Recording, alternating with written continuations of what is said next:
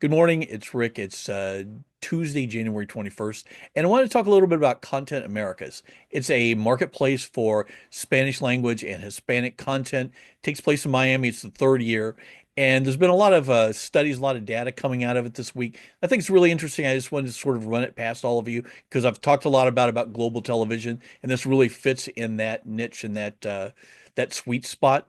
One of the things that's clear is that Latin America, it's a rapidly growing market, and there's a lot of room for growth.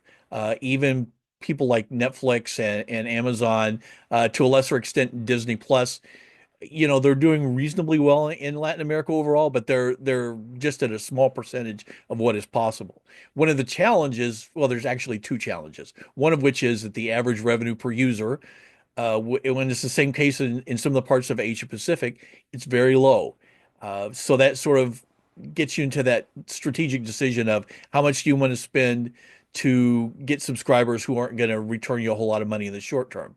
On the other hand, if you look out farther, you can see it's going to grow. You're going to be able to raise the price. So can you afford to take that hit in the short term? And yeah, I think for Netflix, it's a pretty clear decision. They've decided to go that route, and we're gonna eat it a little bit in the short term, but we're gonna end up in a dominant position. Some of the other streamers, it's not really so clear where they are right now. It's gonna be interesting to see. And then there are also a lot of really strong local streamers, local broadcasters who have very faithful markets, who have which have shows that are very, very popular to local audiences.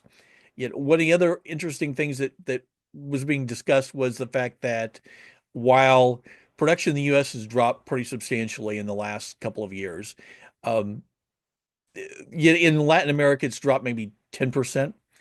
But what is ending up happening, oh man, um, is that they've discovered some things do really well, and that's what they're focusing on. Um, Unscripted television does really well. Comedies do really well. Dramas, particularly action dramas, cop shows, drug cartel shows, that stuff does really well. The big sci-fi, big budget things are still mostly being done in the U.S. and just being licensed into Latin America. One of the challenges for all the streamers and really all the broadcasters as well, and it was talked a lot about this in at Content Americas, is that Latin America is not just one big market. It's a bunch of different countries that have very different tastes, particularly when it comes to things like unscripted shows, comedies. I mean, I don't know if you've ever watched compared like a comedy made in Mexico to say a comedy made in Argentina, but very, very different. And so those shows don't translate as well outside the region, which is one of the reasons that you're seeing them remaining fairly low budget. Uh, the one thing that is sort of translating that's doing well internationally are the dramas. Some of the rom-com stuff has done fairly well in the last year or two, but those cartel shows, they translate really, really well, which is why you continue to see them. You would think, okay, how many more Mexican cartel shows can they do, or cartel shows about Colombia? But they're very popular with global audiences and reasonably cheap in the scheme of things. So you're going to continue to see that because there's definitely a market. Um, People did talk about the fact that the just straight ahead dramas are starting to do a little bit better in places like the US and in parts of Europe. Viewers are starting to get accustomed to seeing this kind of stuff because some of it is very stylistically very different. It takes a little getting used to, but everyone seems to be incredibly optimistic.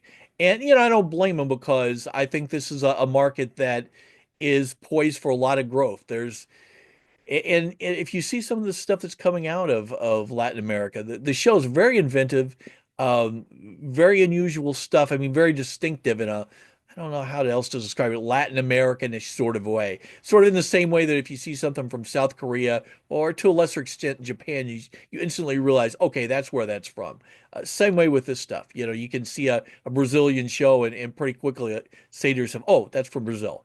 And I think it's a positive. I'm really looking forward to see how this shakes out in the next few years. It will be covered in a lot.